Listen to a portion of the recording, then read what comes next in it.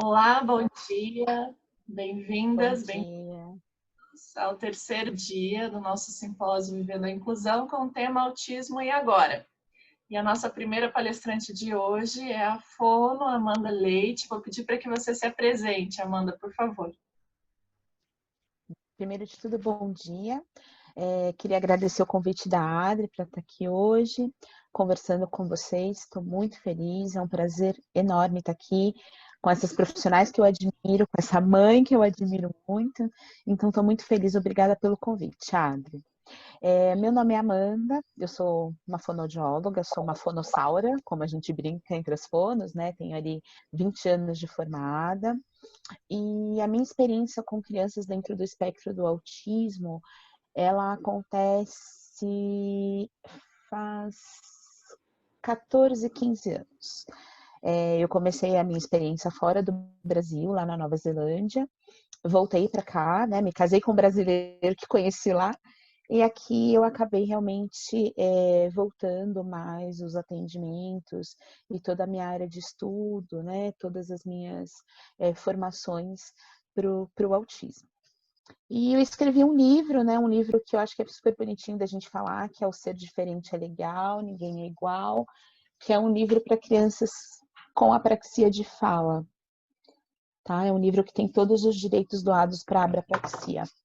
O atraso de fala, ele é muitas vezes um dos principais sinais que chamam a atenção dos pais e dos familiares, né? Isso tem acontecido muito agora na quarentena, com as famílias estando mais dentro de casa, né, e muitas vezes tendo uma percepção maior de que meu filho está falando pouco, meu filho falava algumas coisas e não fala, meu filho já tem 2 anos e por que ele ainda não fala nada? Então, não é incomum que o fonoaudiólogo seja um dos primeiros profissionais a serem procurados, né, pela família. Realmente para tentar responder essas perguntas, né? Por que meu filho não está falando? E querendo entender sobre esse atraso de fala, né? Sobre esse atraso na linguagem. A gente começa, então, todo um processo de avaliação, né, desta criança. E tentando buscar cada vez um diagnóstico mais precoce, né? A gente sabe que uma das características principais de crianças com transtorno do espectro do autismo são prejuízos, né, na linguagem expressiva, especificamente na fala. Então, são crianças que geralmente não falam, falam pouco, ou falavam algumas palavrinhas e deixaram de falar essas palavrinhas, né? Muitas vezes uma fala repetitiva, que é uma fala ecolálica, que nós chamamos, né? Então, geralmente as famílias chegam com essas queixas e a gente faz uma avaliação. Né? Claro, o diagnóstico de autismo não é um diagnóstico dado pela fono, né? Ele é um diagnóstico dado pelo neuropediatra, pelo psiquiatra infantil, mas uma avaliação bem feita dos profissionais que essa família procura, como a fono, um psicólogo, né? O próprio musicoterapeuta que muitas vezes chega para esse profissional também, eles auxiliam, né, nesse processo de diagnóstico. Né? Então, e aí muitas crianças, né, isso também não é incomum receber em consultório, elas começam uma fase inicial de normalidade, não gosto dessa palavra, mas na aquisição da fala, então eles começam a apresentar uma fala que está acontecendo dentro do tempo, né? Ali, se a gente for pensar até em marcos do desenvolvimento, aos 9 meses, 10 meses, vem vindo as primeiras palavrinhas, com o primeiro aninho vem o boom das palavrinhas, já começa 1 ano e 2, 1 ano e 3, a juntar duas palavrinhas, formar pequenas frases, né? E aos 2 anos a criança já tem ali um vocabulário bastante extenso, né? Tanto de palavras quanto de frases, pequenas frases e sentenças. Então, isso também é algo que chega na clínica, né, falando sobre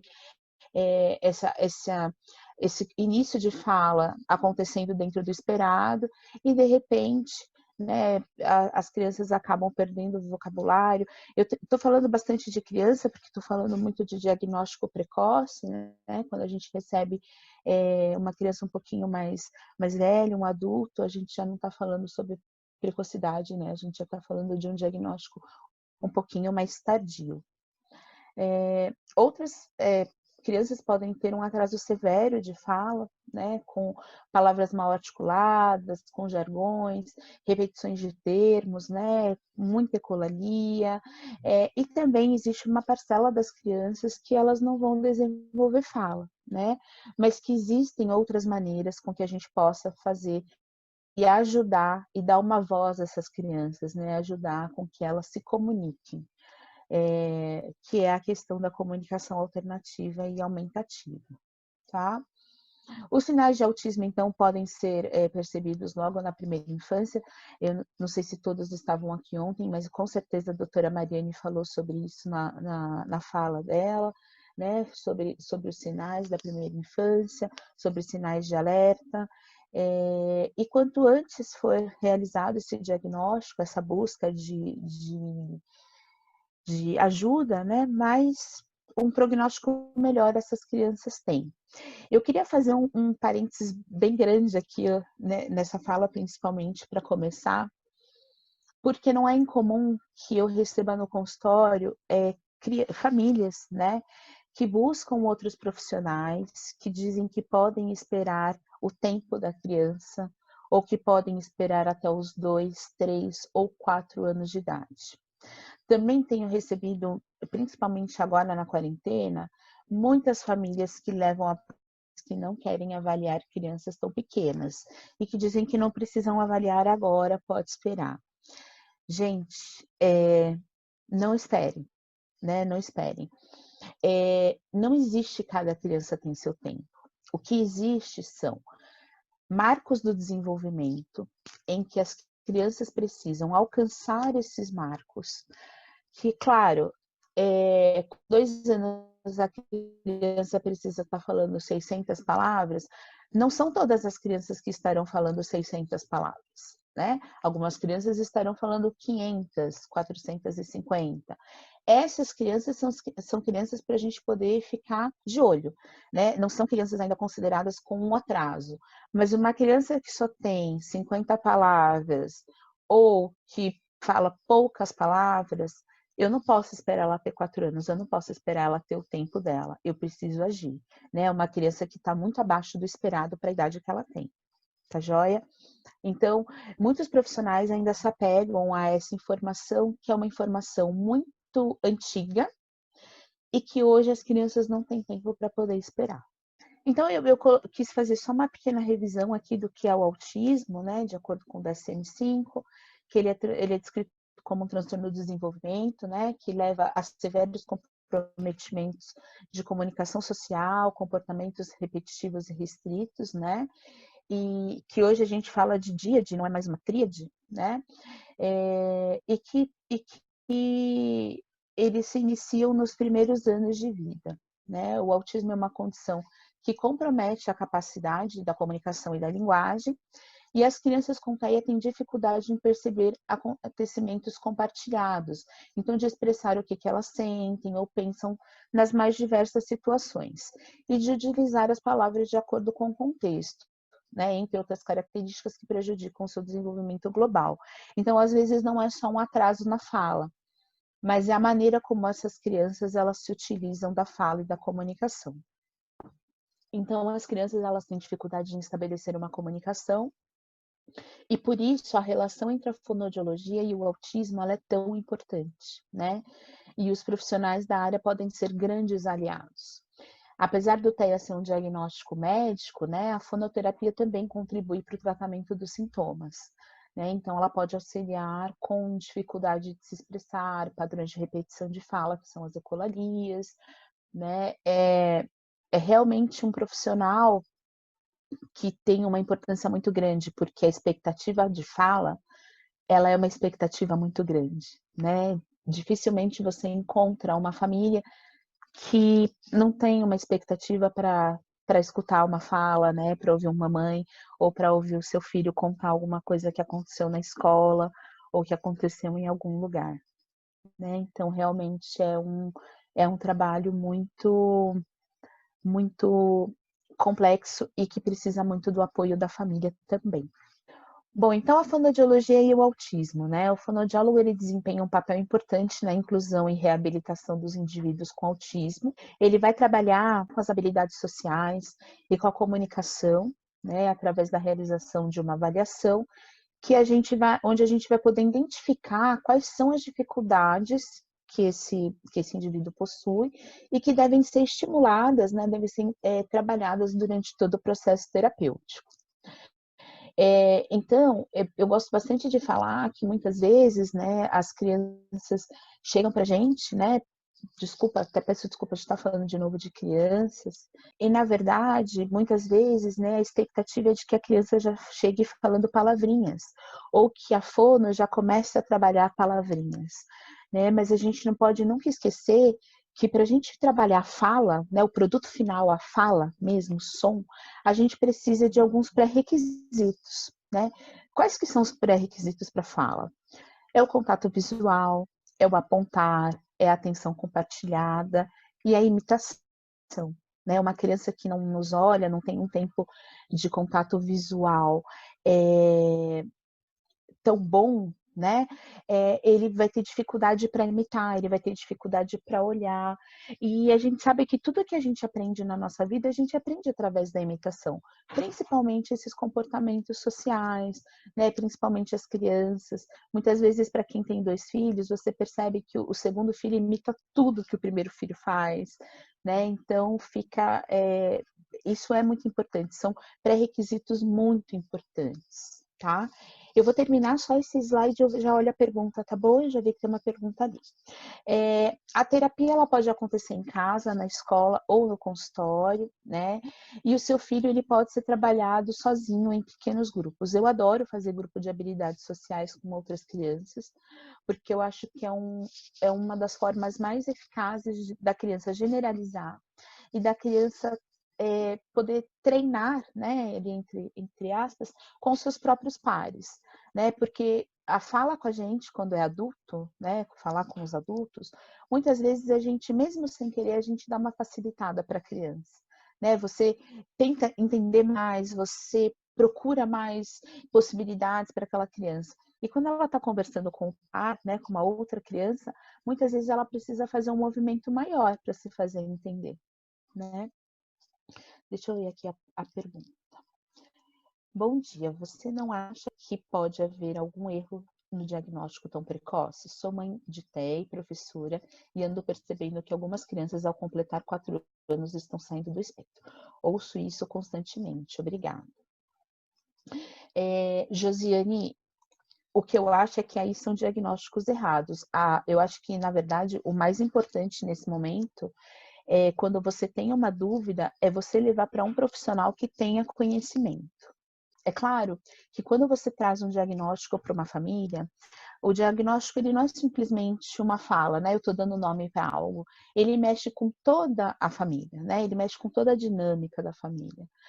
Mas eu acho que muitas vezes você ter um diagnóstico, você buscar intervenção para o seu filho, e o seu filho sair do espectro, né, que seria, na verdade, ele não esteve nesse espectro, é muito melhor do que você ficar aguardando até os 4 anos, correr o risco dele não sair do espectro, você perder toda a janela de oportunidades de aprendizado para sua criança, para aí sim você procurar ajuda.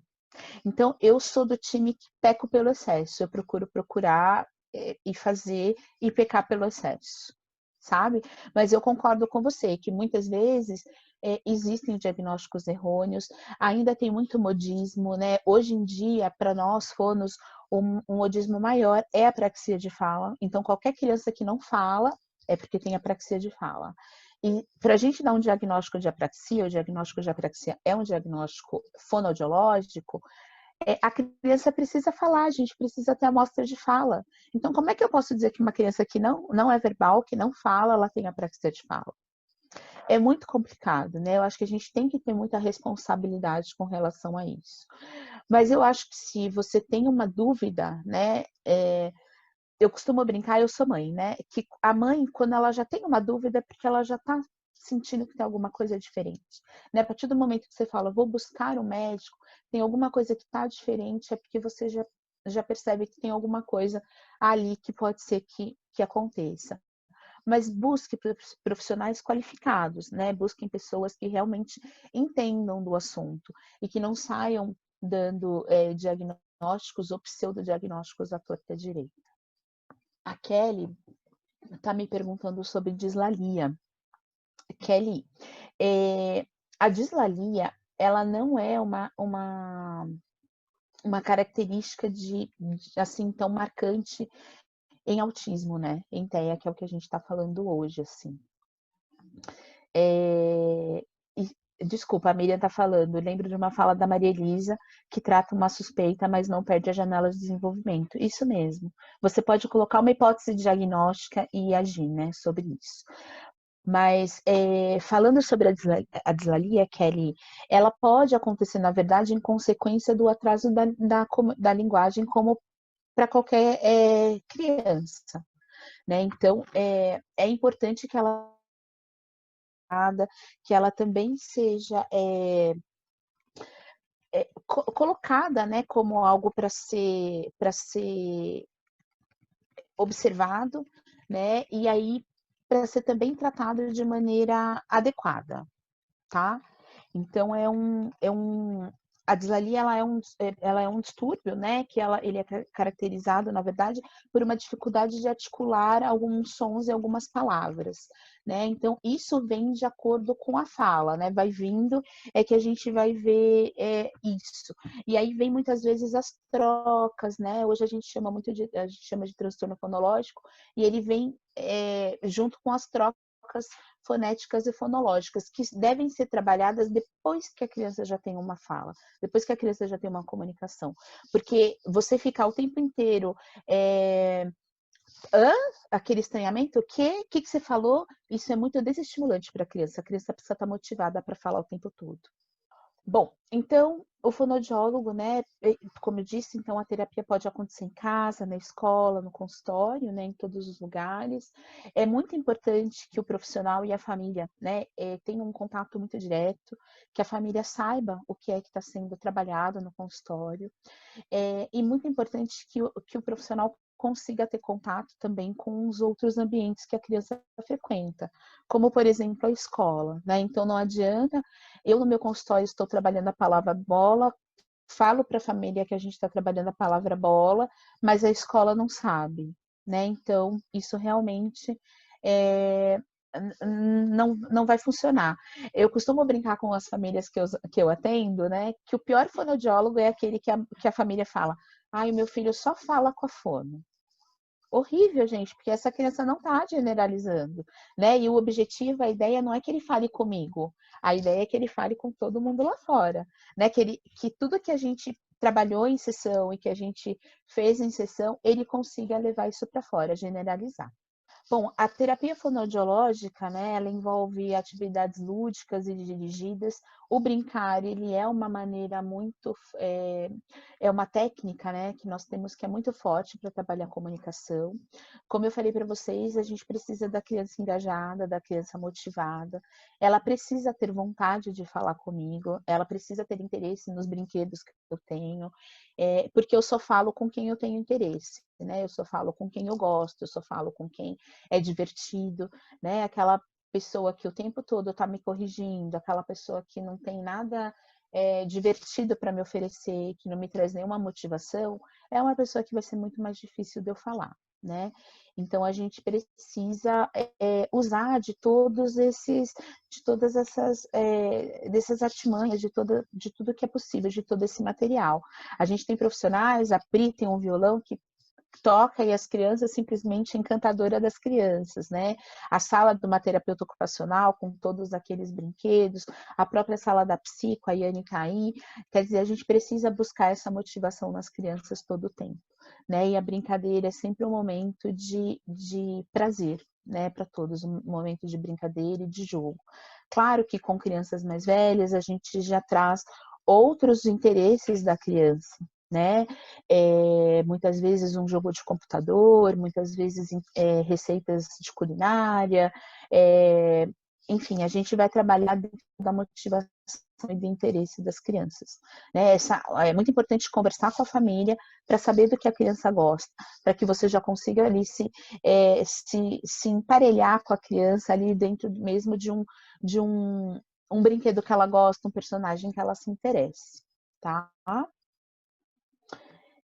Pessoas com autismo podem aprender melhores habilidades sociais e de comunicação, né? A identificação e a estimulação precoce, elas são de extrema importância para o sucesso terapêutico. Então, quanto mais cedo a gente começa esse processo de intervenção, né, a gente percebe que as crianças vão tendo, né, e vão chegando a crianças maiores, a adultos, com mais facilidade para passar por essas dificuldades.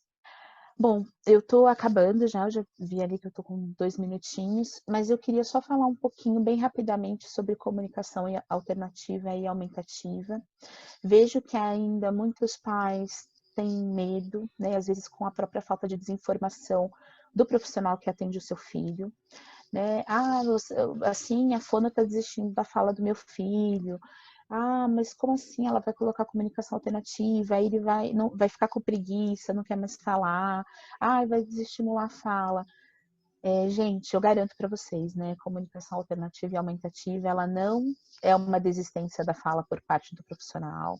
Ela não vai inibir a fala do seu filho, né? Na verdade, ela vai ser para suplementar, para aumentar, para trazer intenção comunicativa, para dar uma voz para o seu filho, para diminuir comportamentos disruptivos, né? Para que ele tenha o poder e a opção de poder pedir coisas que ele quer e poder pedir coisas que ele não quer, de se colocar, de dar uma opinião, de falar de si mesmo, tá? Então, se o seu filho está demorando um pouquinho mais para falar, se ele tem muitos problemas de comportamento, converse com um profissional.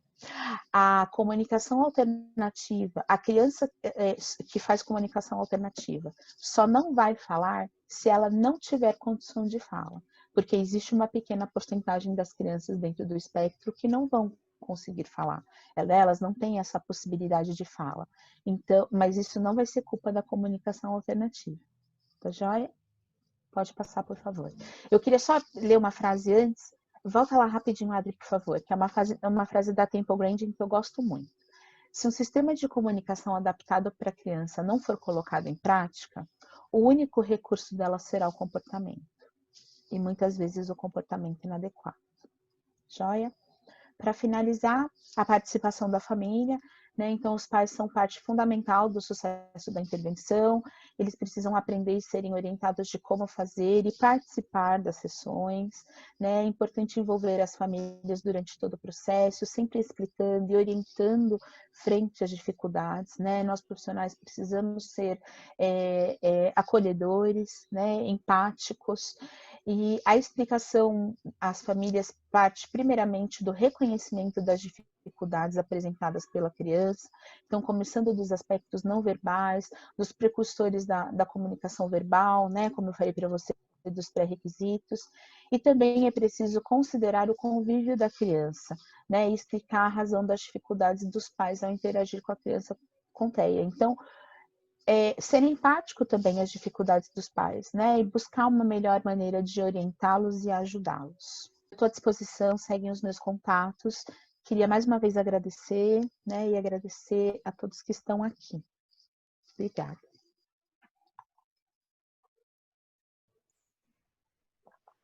Amanda, a gente que agradece. Foi muito bacana, muito legal, adorei ver o seu olhar sobre diversas questões que você colocou e essa frase da Temple Grandin, né? Incrível, faz a gente refletir sobre tudo, né? Vai muito além da fono, vai muito além, né? Impressionante, vai realmente. Muito além. E a gente vai ter agora a fala da Priscila com a musicoterapia e depois a gente vai seguir com a Cris, que vai falar também sobre a experiência dela com a ozonioterapia. Tá ótimo.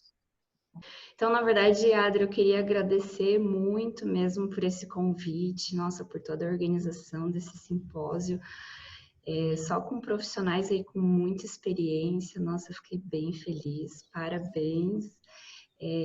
Agradeço muito o convite mesmo. E depois, as palestras que eu não consegui assistir, eu vou estar assistindo aí, porque eu sei que tem muito conteúdo muito bom aí. Então, só introduzindo aqui, eu sou a Priscila Garcia, eu sou musicoterapeuta, sou especialista em neuropsicologia e aprendizagem, especialista em autismo, sou diretora aqui clínica do Centro de Musicoterapia de Curitiba, Musicking, e, bom, há 10 anos eu iniciei no autismo, iniciei pesquisando na faculdade, inclusive, no projeto de iniciação científica, iniciei pesquisando sobre alterações neurológicas em pessoas com autismo. Então, uma coisa bem da área da neurologia, que eu amo muito. E aí comecei a publicar estudos dentro dessa área neurológica, e aí comecei a ir para a prática, né? E aí eu fui me especializando, a gente vai adquirindo muita experiência com a prática mesmo, e sou apaixonada demais por autismo, respiro autismo e trabalho só com isso atualmente. Isso. Então eu vou falar um pouquinho sobre a prática da musicoterapia no tratamento do autismo, que é o que eu gosto, né, de falar da prática, para todo mundo visualizar. Então eu vou trazer bastante vídeos para vocês conseguirem visualizar mesmo como que a criança chega lá na musicoterapia e o que que ela faz, né? O que que a musicoterapeuta vai fazer. Então, pode passar, Adri, por gentileza. Eu vou iniciar com esse vídeo aqui.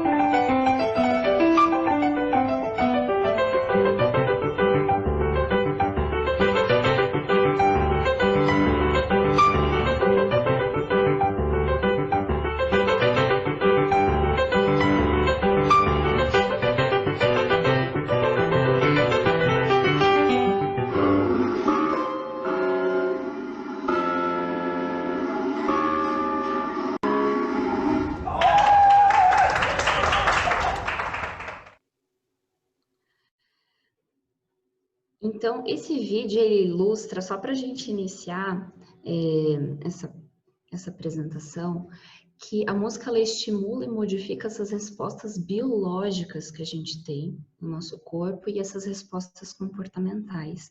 Então, é muito o que a Amanda falou ali também da motivação. Então, essa motivação intrínseca na atividade, ela é essencial, por exemplo, para a generalização, né? Porque quando gera prazer, né, essa atividade, essa terapia, a criança ela repete o que ela aprendeu de uma forma espontânea, ela consolida esse aprendizado. Então a gente associa, né, a criança, o adolescente, o adulto com autismo, eles associam essa atividade, essa habilidade que eles estão aprendendo com uma experiência prazerosa, que ajuda o autista a generalizar e, consequentemente, traz uma maior eficácia aí do tratamento. Pode passar para a gente. Então, aqui eu vou rapidamente explicar sobre a musicoterapia, que a gente vai utilizar sonoridades, músicas, elementos desse campo rítmico, harmônico, sonoro, como um meio para alcançar. Então, essa é a maior diferença entre a musicoterapia e a aula de música. A aula de música, os professores, os educadores, eles vão ensinar a música, ou seja, a música vai ser um fim, né? O objetivo é ensinar a música. Na musicoterapia, não sei se travou aqui, não. Na musicoterapia, a música vai ser um meio, mas o fim vai ser a saúde. Então, a gente vai utilizar a música para trabalhar, para prevenir, para reabilitar, para promover as habilidades e a saúde dessa pessoa. E quais são esses aspectos que a gente vai estar desenvolvendo? São aspectos comunicativos, cognitivos, emocionais, físicos, sociais, comportamentais. Pode passar, Adri. Dentro da musicoterapia, a gente tem técnicas, experiências musicais que são a base do nosso trabalho. Então, as principais, só para a gente conseguir entender como que funciona. Então, a audição musical, a gente pode trabalhar com atividades que a criança vai ouvir, a canção. A gente pode trabalhar com a improvisação musical, então a gente vai improvisar com os elementos sonoro-musicais. A gente vai trabalhar com a composição musical, então a gente pode compor, ajudar a criança ou adolescente a estruturar a frase para compor uma música. E a performance musical, que é a gente recriar uma música, então colocar uma música que já existe para trabalhar algum objetivo específico. E a musicoterapia especificamente na área do autismo, a gente vai trabalhar com os marcos do desenvolvimento. Então, esses marcos do desenvolvimento, a gente vai ter aí desde pequenininho até a vida adulta, né? Marcos, janelas específicas para eles estarem desenvolvendo. Então, a gente tem aí várias áreas que eu vou estar passando para vocês e exemplificando por um vídeo. Então, eu separei em algumas grandes áreas aí do desenvolvimento para a gente construindo junto esse conhecimento. Então, na área da percepção, pode dar o play para mim já, Adri?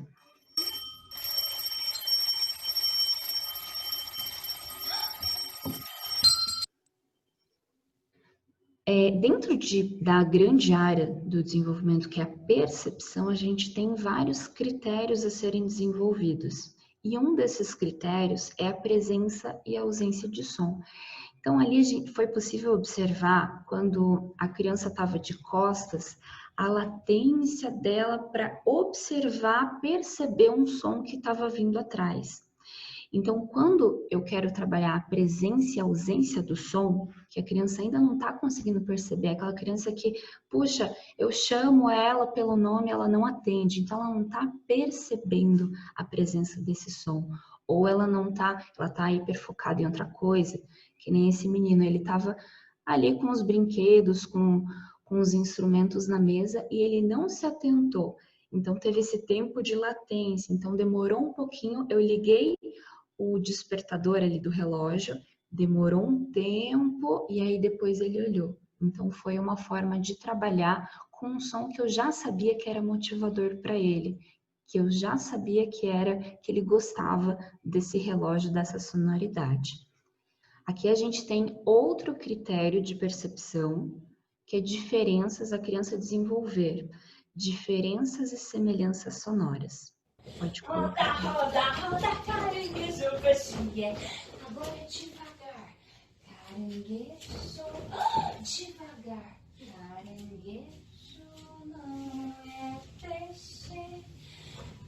Devagar. Caranguejo, peixe é. Caranguejo só. Então, nesse vídeo, a gente conseguiu observar que a gente estava trabalhando ali, eu utilizei o recurso do pano para trabalhar a diferença e a semelhança, ou seja, em um momento da música eu fiz rápido, caranguejo só é peixe, e depois eu fiz devagar, na enchente da maré. E aí a criança, ela teve um pouquinho de dificuldade. O que eu precisei fazer para evidenciar? Precisei utilizar o pano, que é algo visual, sensorial. Precisei evidenciar com a minha fala, devagar. Então ela não estava conseguindo perceber a diferença e a semelhança ali. A hora que eu alterei o ritmo, ela não percebeu, ela continuou rápido, né? Caranguejo só é peixe. E aí eu tive que evidenciar.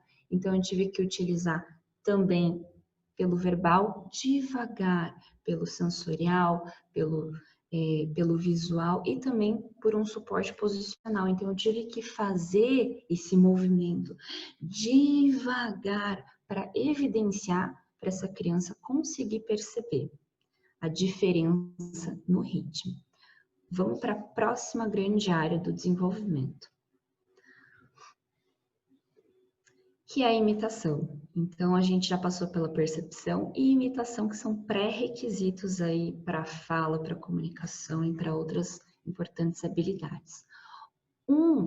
Isso, vamos assistir. Muito bem. Nesse vídeo, anteriormente eu dei o modelo para a criança, então eu peguei um objeto que era um sorvete e mostrei a língua e fiz de conta que eu lambi. E aí lambi.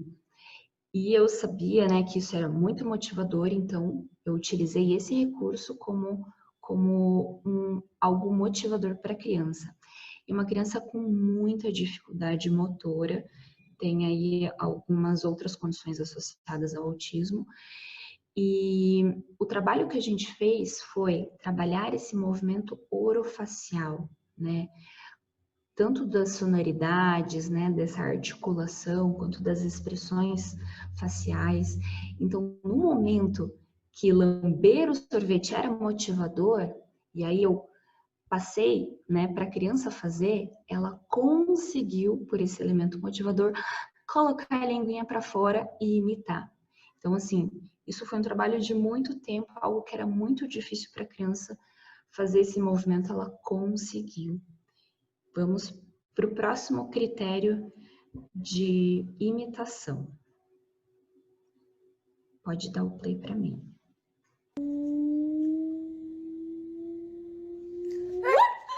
Muito bem. Então, aqui é um menino com síndrome de Down e autismo. E nesse critério, a gente estava trabalhando uma ação com objeto sonoro. Então, a criança precisava imitar essa ação com um objeto que fazia uma sonoridade. Então, eu tinha ali um palhacinho, e aí o palhacinho, quando ele colocava a mãozinha embaixo, fazia O objeto em si, ele não tinha som, mas eu inseri um som para ficar motivador e para que ele conseguisse anteriormente a somente imitar um objeto, imitar uma ação com objeto. Antes disso, a gente precisa trabalhar imitar uma ação com objetos que produzam sons. Então, eu trabalhei com essa criança, ela imitar, então ela colocar a mãozinha por baixo do palhacinho, e aí a gente fazia o som e o palhacinho aparecia, pluf, o palhacinho saía para fora, saía, né, do conezinho. Então foi uma forma também motivadora da criança conseguir trabalhar essa habilidade, que é imitar tanto uma sonoridade quanto uma ação com a mão dela através de um objeto sonoro. E a gente vai para uma outra grande área, que é a comunicação receptiva e expressiva. Eu sempre gosto de separar a comunicação expressiva da receptiva no autismo, porque uma coisa é a criança e o adolescente compreenderem, que é essa comunicação receptiva, eles compreenderem, outra coisa eles expressarem. Então a gente trabalha de forma separada. Pode dar o play para mim, Adri. Morder. Eu faço nhaque, nhaque, nhaque. Na mão, na mão, na mão.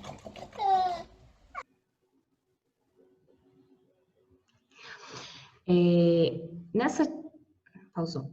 Nessa grande área, que é a comunicação expressiva da criança conseguir compreender, a gente está trabalhando identificar partes do corpo.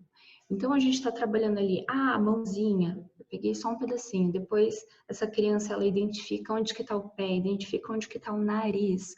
Por que que ela identifica? Porque ela quer que o dinossauro morda a mão dela, somente, né? Então, isso é muito motivador para a criança. Então, o dinossauro vai morder a mão. E aí a criança começa a associar essa motivação e dá a mãozinha e nhaque, o dinossauro morde. Então, uma forma de estar trabalhando essa identificação das partes do corpo. Será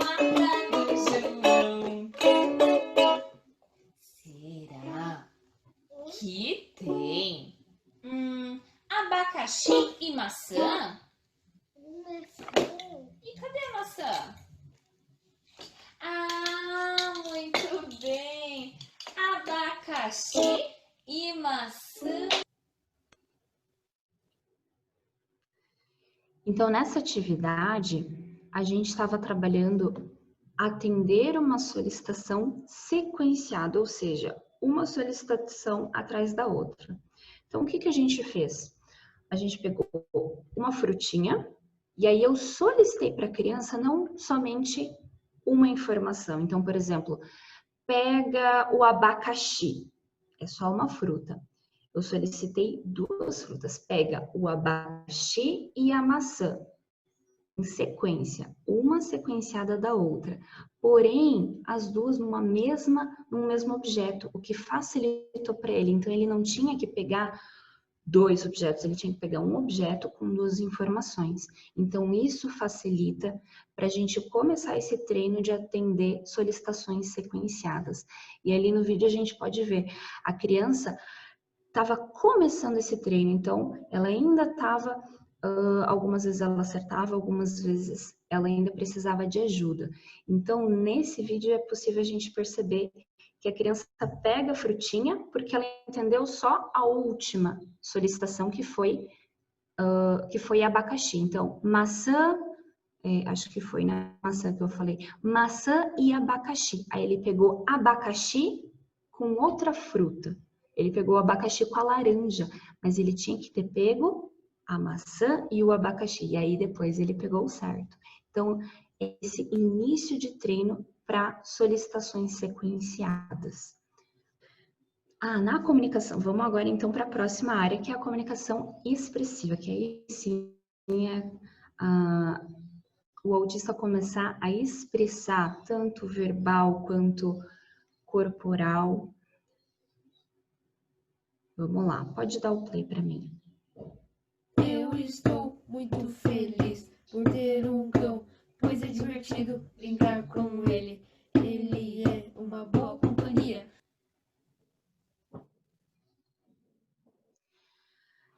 Nesse vídeo, a gente fez uma composição, esse adolescente fez uma composição em que ele conseguiu verbalizar os sentimentos dele. Então, a gente pode trabalhar de diversas formas na comunicação expressiva, e uma delas é conseguir verbalizar, conseguir expressar esses sentimentos.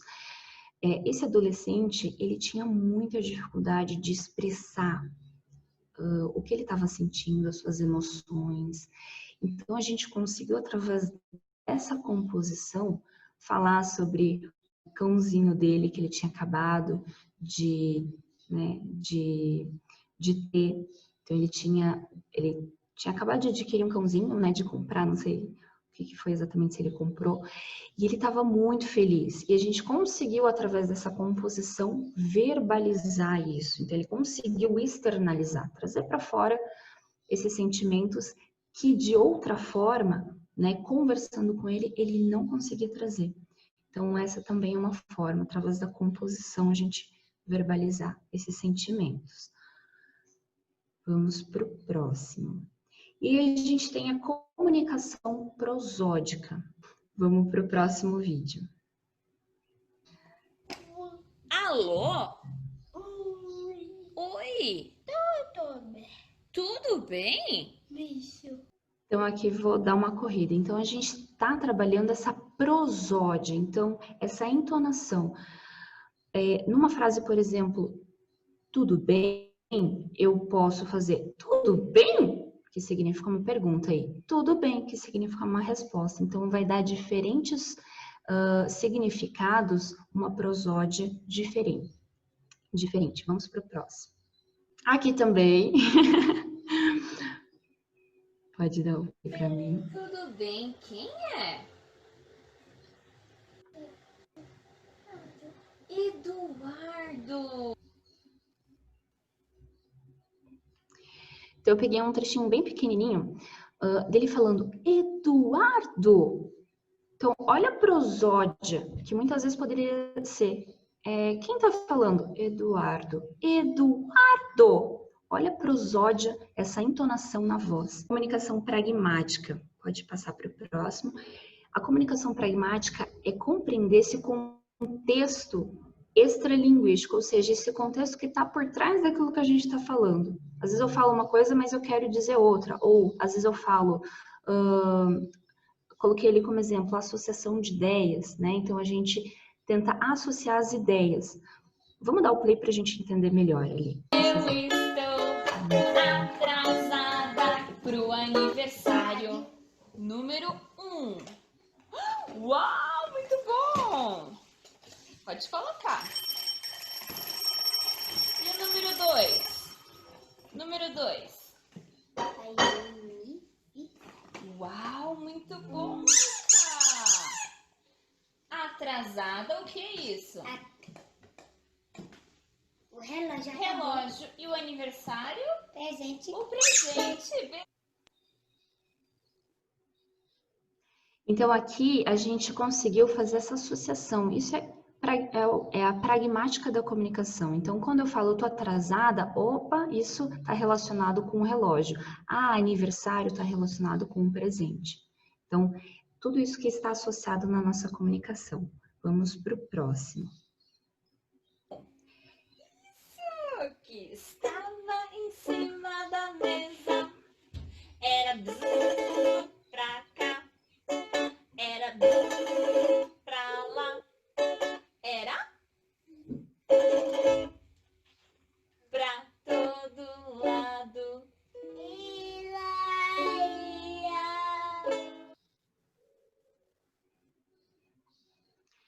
Nessa atividade, a gente estava trabalhando as preposições. Em cima, embaixo, do lado. E isso também acaba sendo inserido na nossa comunicação pragmática. Então, às vezes, a gente vai pedir, filho, pega o que está dentro da geladeira. Né? Eu não falei diretamente, vai lá, pega aqui o pão, por exemplo. Não, a gente fala de uma forma muitas vezes subjetiva. Né? Então, pega o que está dentro. E ele tem que saber o que é dentro e ir lá e pegar. Né? Vamos para a nossa próxima grande área. Adri, eu vou correr bastante. Alfabetização bem rapidinho. Então, os sons das letras. Primeira letra. Isso, muito bom. Vamos ver o próximo. Bo. Pode pausar, Adri? Bo. Então, aqui só para exemplificar, né? A gente também trabalha...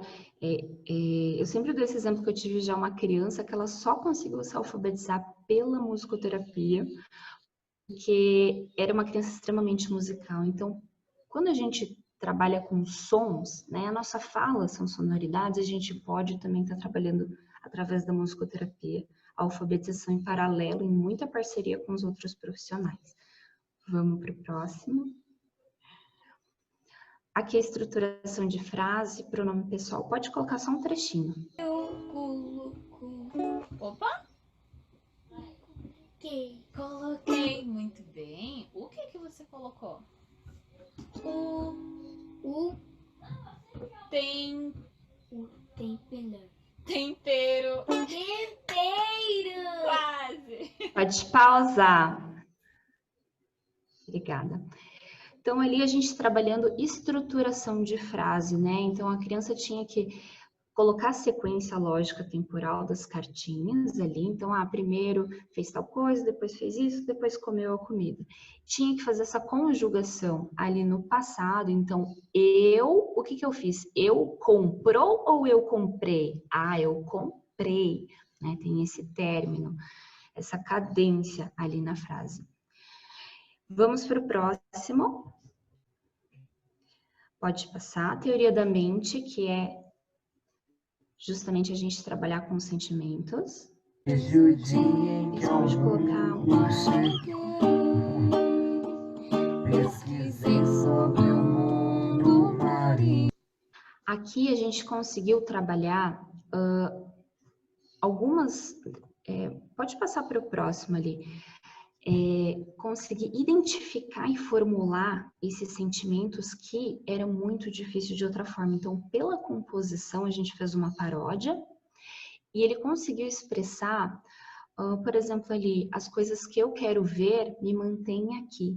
Então, olha só, o que mantém ele nesse mundo é unicamente as coisas que ele gosta de fazer. Olha que forte isso. Depois a preocupação dele nessa composição, como será o meu futuro? Quando eu vou ter minha própria família? Será que vai ser bom? Então, de outra forma, ele não estava conseguindo expressar isso. E pela composição, ele conseguiu trazer esse conteúdo que é muito profundo, muito complexo, que a gente trabalhou em cima. Pode ir para o próximo, já estou finalizando. Cognição, a coerência central. Então, a gente conseguir assimilar o contexto, pode ir para o... Colocar só um pedacinho. Tem escorregador, tem balão, tem balanço e tem crianças. Onde estou? Pode pausar, Adri. Então, nesse exemplo, eu coloquei, tem escorregador, tem balanço, tem criança, tem bola. O que é isso? O que é esse contexto? É um parquinho. Aí ele respondeu, tá chutando a bola. Que lugar é esse? Tá chutando a bola. Então, ainda essa dificuldade aí a gente vai trabalhando, assimilar o contexto. E finalizando em funções executivas, então, que a gente tem uma série de habilidades, memória de trabalho, controle inibitório, flexibilidade cognitiva, que são as principais da interação dessas habilidades. A gente tem planejamento, tomada de decisão, resolução de problemas. E é que a gente tem, pode dar o play?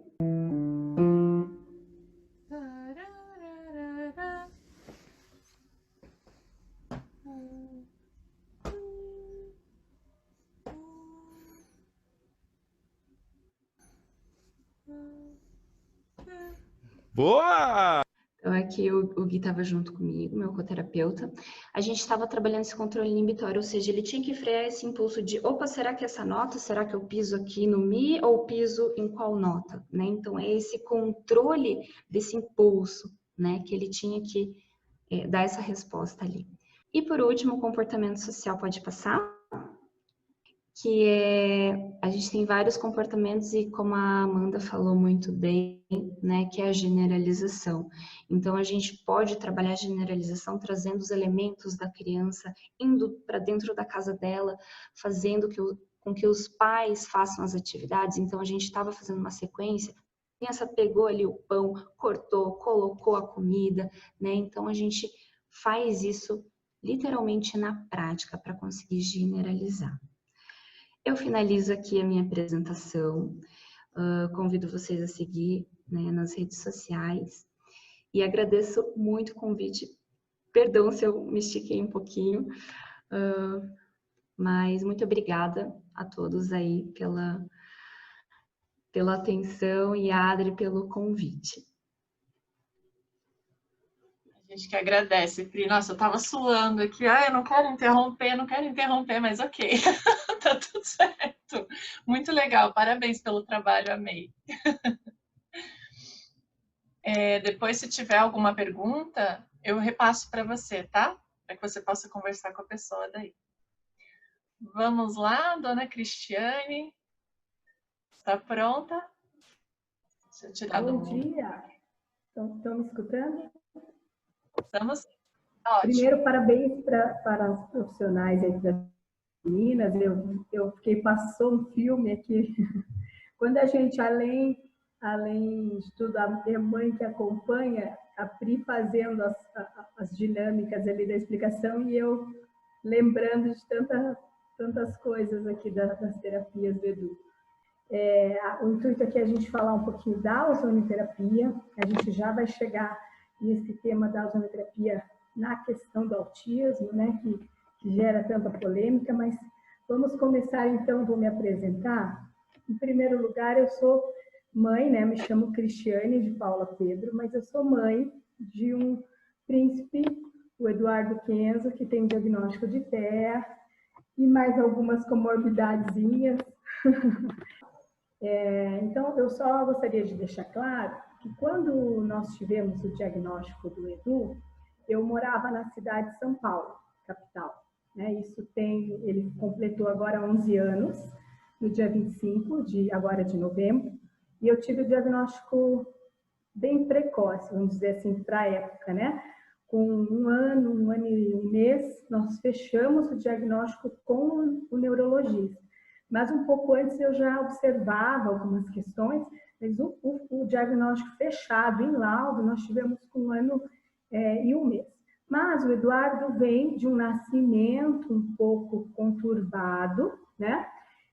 O início foi uma patologia intestinal muito grave, ele foi uma criança já de UTI, né? Nasceu na época na maior UTI da América Latina, no hospital que tinha a maior UTI da América Latina, que era o São Luís, em São Paulo, e dentro desse complexo todo ali, tão avançado, nós tivemos, mesmo assim, um diagnóstico errôneo, né? E o Eduardo teve nos seus primeiros meses de vida uma complexidade intestinal até se chegar no diagnóstico de megacolo congênito, que é uma doença intestinal congênita rara, né? E aí foi realizada uma cirurgia, e ele vem, então, de um início um pouco já mais atípico, né? Vamos dizer assim. Mas isso tudo depois nós fizemos o contexto, né? Logo após o diagnóstico do autismo, tem uma certa interligação entre esse genético, que tem a comprovação, e esse epigenético. Então, com isso, eu fui aquela mãe, né? Que já era profissional da área da saúde, não específica na questão do autismo, vamos dizer assim, mas como toda mãe, a gente vai buscando ajuda, né? E nesse decorrer aí dos 3 primeiros anos de vida, como nós já tínhamos tentado absolutamente tudo dentro das possibilidades mais refinadas que São Paulo, e não só São Paulo, apresentava, nós chegamos então a conhecer essa técnica, reconhecida no Brasil, mas que ela não é nada nova, ela é muito antiga, inclusive ela é secular.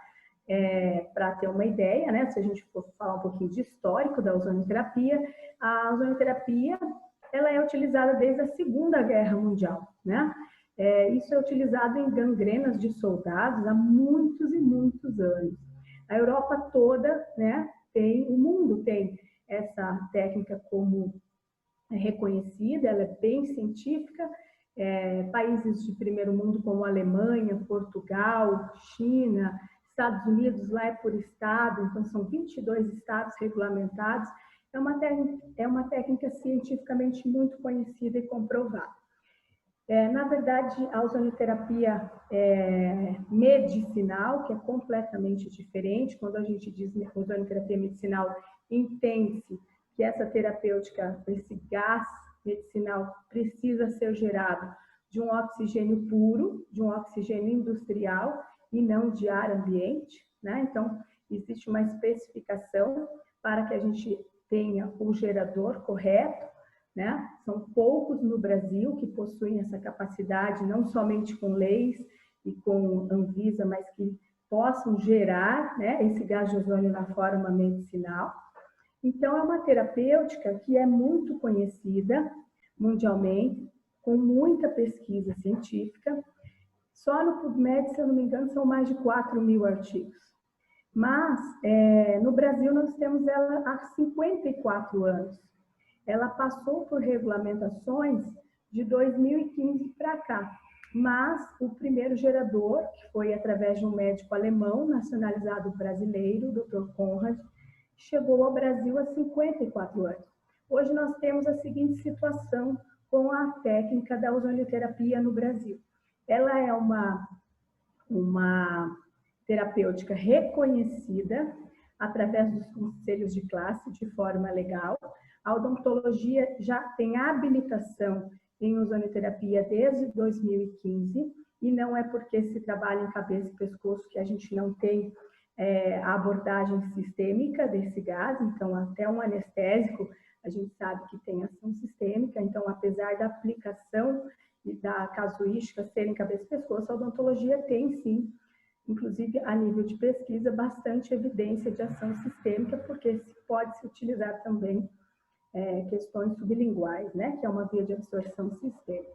Mas não somente a odontologia, mas a fisioterapia, a enfermagem, a farmácia e bioquímica, a biomedicina e a medicina veterinária estão regulamentadas a usar a ozonioterapia de forma legal.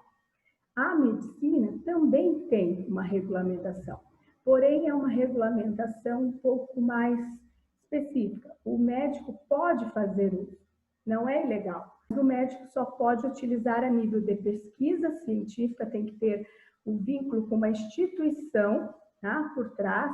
Todo paciente atendido deve gerar pesquisa e documentação ligada a um centro de pesquisa, e mais do que isso, ele não pode ter ônus, então o paciente não pode ser cobrado.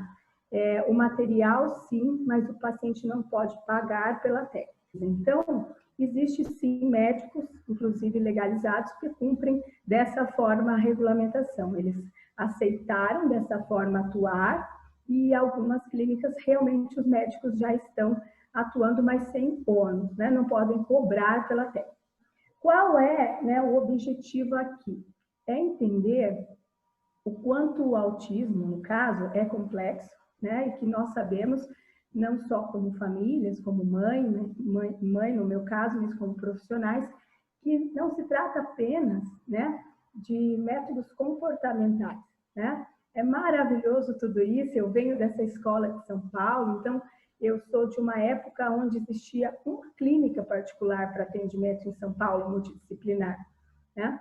O doutor Estevão Valdaz, na época, fez uma lei para ser votada no município de São Paulo. Isso não passou pelos vereadores, e na época existia uma AMA em São Paulo, né? Ele pediu 5 núcleos de atendimento e isso não foi possível. E dessa AMA, né, os 3 braços eram 3 profissionais, a Mariana, a Luciane e agora não me lembro o nome da Fernanda, e elas entraram com a primeira clínica grande multidisciplinar que chamava-se Ability. Eu sou dessa época, né? A Ability se desmembrou em Centro Ativa com o Jason Gardner e a Fernanda, que é um avaliador de aba mundial. Eu fiz cursos de aba, tá? Minha frente era Boston, não era Miami, que é o tradicional na época. Resumo, eu venho de uma escola comportamental como mãe, bem tradicional, bem efetiva, do núcleo de São Paulo, e quando eu cheguei em Curitiba, eu me vi diante de uma situação completamente diferente. Eu tive que remodelar tudo que já havia em andamento. Graças a Deus, aqui também temos excelentes profissionais. Foi um pouquinho difícil no começo achá-las, mas chegamos lá. O que eu quero dizer é, toda mãe já conhece essa questão comportamental, né? Que é excelente, que o Eduardo faz até hoje, inclusive.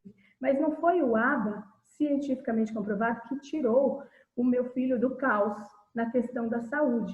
Então, a ozonioterapia, ela entra nesse caso com a opção, né, desses pais, quando eles a fazem, e isso não é nada obrigado, né, tudo isso é legal e é uma escolha dessa família, como uma terapêutica possível, auxiliando na saúde da criança em primeiro lugar.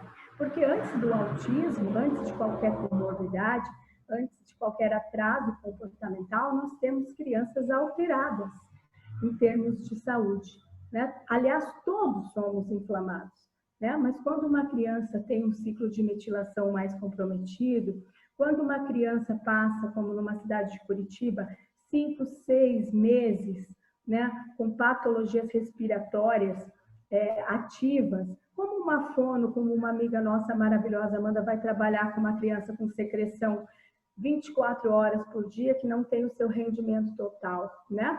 Como uma profissional do comportamental consegue ficar com essa criança em atividade, com dor ou com um incômodo, porque ela não está totalmente saudável no sentido metabólico.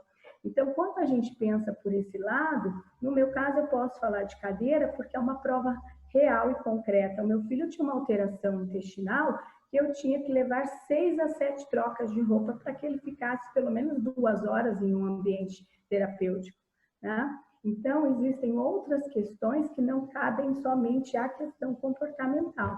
E quando a gente fala em saúde, cabe às famílias optarem por aquilo que elas acham que é melhor aos seus filhos. O profissional da área da saúde está ali para orientar, para dar uma opção, mas quem deve fazer essa escolha do que seguir ou não é a família, né? E eu optei não por não querer algo tradicional, mas porque eu já tinha algo tradicional, eu já tinha esgotado todas as possibilidades e eu não tinha outra escolha, porque eu não tinha condições mais de dar nenhum tipo de antibiótico para o meu filho, porque ele ficava 15 a 20 dias internado num hospital onde o quarto já era reservado a ele, com uma gastroenterite de repetição de dias e dias. Tinha mais o que fazer no âmbito tradicional da medicina alopática. Eu não sou contra a medicação, eu acho que ela é maravilhosa, porém existem limites para tudo, que foi o caso do meu filho. E a terapêutica na questão do ozônio entrou com essa finalidade de trazer um benefício de regeneração desse tecido intestinal, dessa mucosa intestinal totalmente disbiótica, né? Totalmente sem permeabilidade intestinal, e nós fomos restaurando esse orgânico, fomos trabalhando a saúde do Eduardo para que ele pudesse dar às nossas profissionais maravilhosas aqui do comportamental, da fonoaudiologia, a resposta que ele poderia dar diante daquele quadro, que no caso dele era grave, e mais do que isso, uma criança completamente alterada metabolicamente. Então, resumidamente, a ozonioterapia, ela tem uma tríade cientificamente comprovada, que é toda vez, não somente uma criança com diagnóstico de autismo, a ozonioterapia não entra como um tratamento para o autismo, ela entra como uma possibilidade terapêutica, assim como tantas outras, de ajudar o restabelecimento da saúde dessa criança em primeiro lugar. Fazendo exatamente o quê? Fazendo exatamente o que muitas pesquisas comprovam. Essa tríade sobra pesquisa científica para comprovar. O gás de ozônio em contato com o fluido corporal de qualquer pessoa, de qualquer paciente, ele faz fisiologicamente a oxigenação tecidual, celular, ele faz por modulação de diminuição de citocinas inflamatórias, produção, né, de citocinas anti-inflamatórias e numa reação bioquímica complexa, comprovada, chamada Ross-Lopes, a modulação do processo inflamatório. E mais do que isso, ele abre uma janela terapêutica comprovada de ação bactericida, onde a gente abre aí suas funções germicida, fungicida, virucida, virustática, depende de onde está esse vírus, né? Ou seja, existe uma comprovação bioquímica, né, uma explicação plausível a nível, inclusive, de NRF2, que é a proteína, né, bonitinha do momento aí, estudada desde 94, aonde a gente vê a produção e comprova isso através dos exames laboratoriais de estímulo, né, de antioxidantes e principalmente de melhora das células do sistema imunológico. Quando você administra esse gás no paciente de forma sistêmica, não importa a patologia desse paciente, nós estamos trocando ali naquele organismo a possibilidade da patologia tradicional avançar, não importa em qual tecido ou célula ele está, né?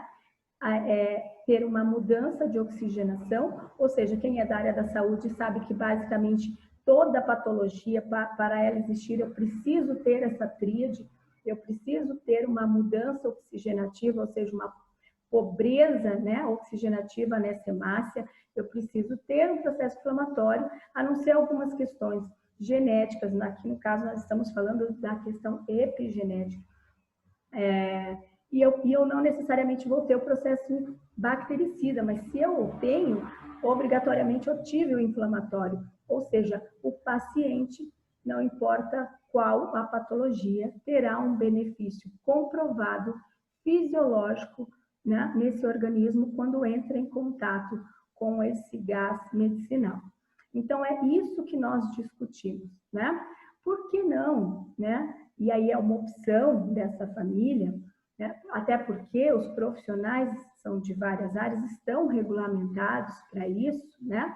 Por que não fazer uso de algumas terapêuticas com menos efeitos colaterais, né, para ajudar nessas questões da saúde dessas crianças, né? Nós sabemos da questão do estresse oxidativo recorrente, principalmente aqui nós estamos falando do autismo, mas principalmente na síndrome de Down, que isso é genético, né? Essa célula né, já traz essa característica desse estresse oxidativo exacerbado.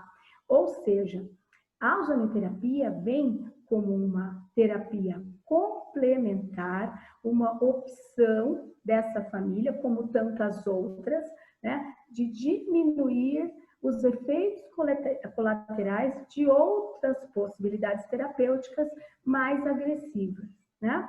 Esse é o objetivo.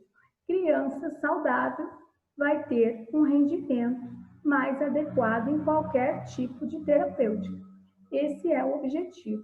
Inclusive, nossas colegas que tiveram ou não oportunidades aí de ver isso acontecer na prática, dizem a nós, inclusive às vezes através de laudos, através de comprovações descritas da melhora do rendimento dessas crianças em função da criança estar saudável, né?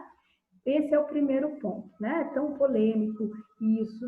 E o segundo ponto, que daí é uma opinião, a gente já vai passar umas telinhas aqui, tá? Minha pessoal como mãe, é que nós já temos uma complexidade tão grande da questão, nós já temos tantas coisas para resolver, que no meu caso, como terapeuta quântica, seria até uma devolução de certificação de diploma se eu tivesse que perder tempo e energia com tantas questões de julgamento, né?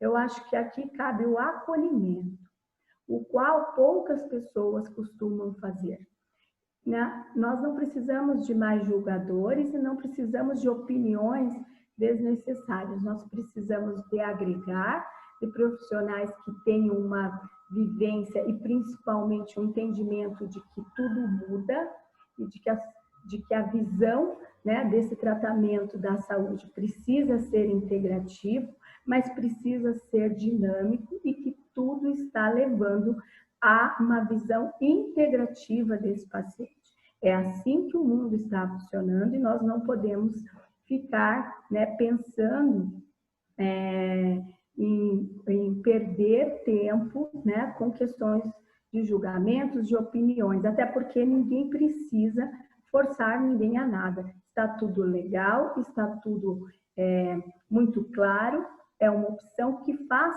quem deseja, quem estuda ou lê a respeito do assunto, né? Informação a perder de vista, vamos dizer assim, é uma questão realmente de ler, de estudar e de buscar compreender. Então, vamos falar um pouquinho de ozonoterapia tecnicamente e vamos, de repente, conversar um pouquinho mais a respeito do que eu posso falar, né? Porque daí aqui eu estou falando do que eu vivenciei, do Eduardo na evolução dele na questão da saúde, não só do megacolo, mas de colocá-lo numa situação mais adequada em termos metabólicos para que ele pudesse responder às nossas lindezas aí, né? Senão, talvez estaríamos lá atrás ainda pensando que nada disso, nesse caminhar aí, fosse possível, né? Então, vamos lá, não sei se está passando aqui, 5 minutos. A Pri tomou 10 do meu tempo, mas Pri, está tudo certo, porque, né, Aliás, eu acho que o que menos a Pri faz é musicoterapia, né, gente? Vocês concordam comigo? Não tem problema. Independente do tempo, o objetivo é dizer que nós ficamos à disposição e qualquer tipo de informação, necessidade de artigos científicos. Não existe artigo científico na questão do autismo, porque isso é um tanto recente no mundo, não é apenas aqui. Aliás, o Brasil é pioneiro nisso, né?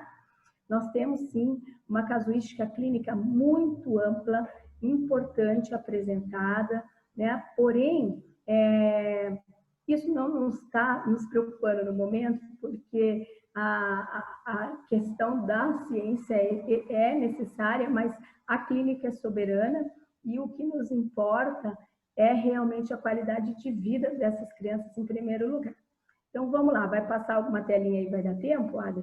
Eu queria só comentar, porque isso é muito importante, como as pessoas às vezes não conhecem, ficam em dúvida, tem uma telinha que fala da questão da segurança da técnica, né? Existe, além de muitos e muitos trabalhos científicos comprovando essa questão da ação, né, da modulação do processo inflamatório, da oxigenação tecidual e também da função bactericida principal da ozonoterapia. A ozonoterapia na Alemanha, já há alguns anos, foi feito um estudo de mais de 4.000 pacientes, tá? Onde se comprovou a segurança, né, de se receber, do paciente receber essa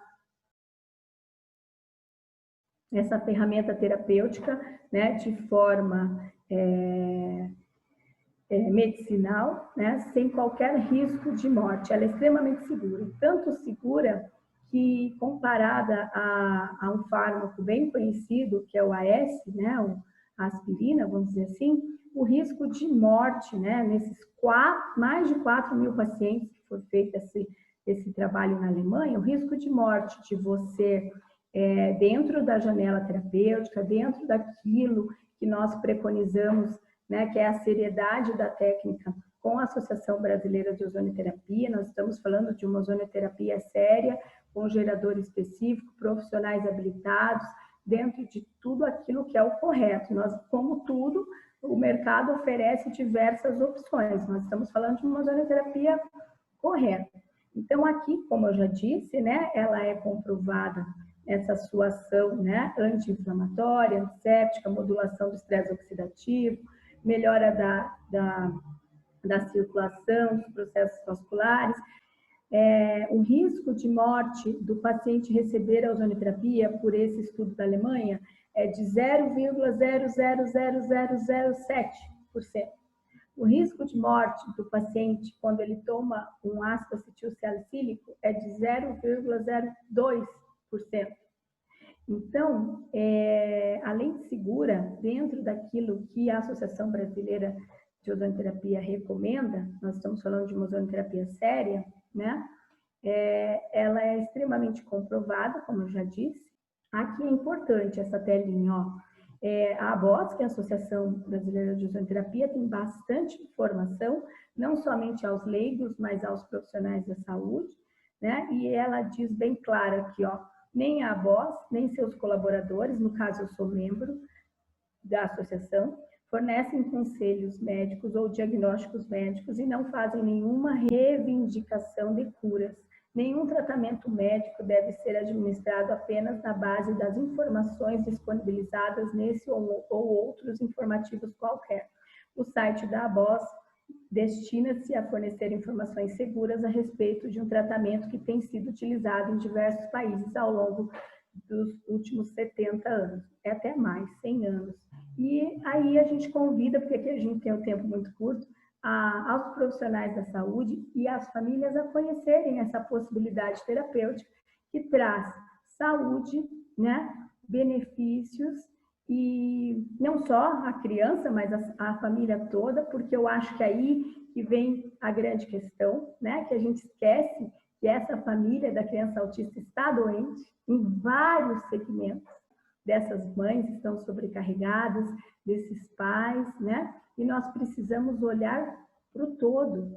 Nós precisamos acolher essa família e essa terapêutica é uma possibilidade sem efeito colateral praticamente de trazer benefício à saúde, não só da criança, mas dessa família num todo.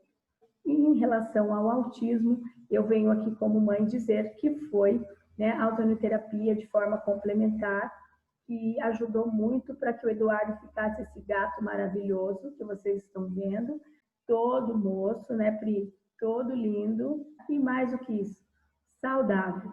Ter um filho saudável acho que tudo que toda mãe procura, né? Antes de mais nada, saudável na questão metabólica.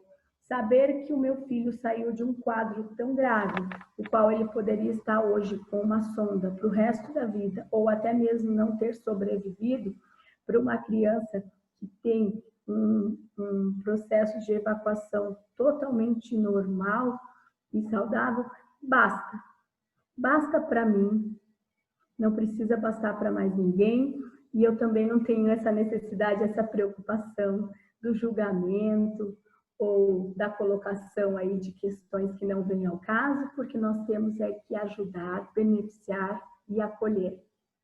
Se de alguma forma eu puder colaborar, eu fico à disposição. Um forte abraço a todos vocês e um excelente evento na continuidade. Cris, muito obrigada, foi muito esclarecedor. Tem ali um comentário da Miriam, agradecendo, que ela não conhecia a zonoterapia, que vai procurar estudar a respeito. Então, nós temos duas fontes seguras, o site da ABOS e tem uma empresa chamada Filozon, que é com PH, que tem muita live com médicos, profissionais renomados, sérios, profissionais de todas as áreas da saúde, que também falam a respeito disso, tá? Então, essas lives lá são, além de muito sérias, muito profissionais extremamente capacitados, científicos, todos, inclusive alguns são diretores científicos de instituições.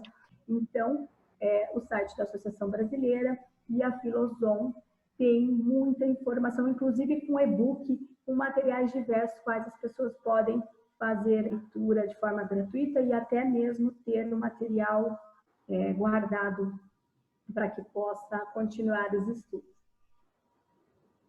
Muito obrigada, Cris. Te agradeço muito. Amanhã é nosso último dia de simpósio. Estão todos convidados para participar. E um bom dia a todos. Obrigada, gente. Bom dia.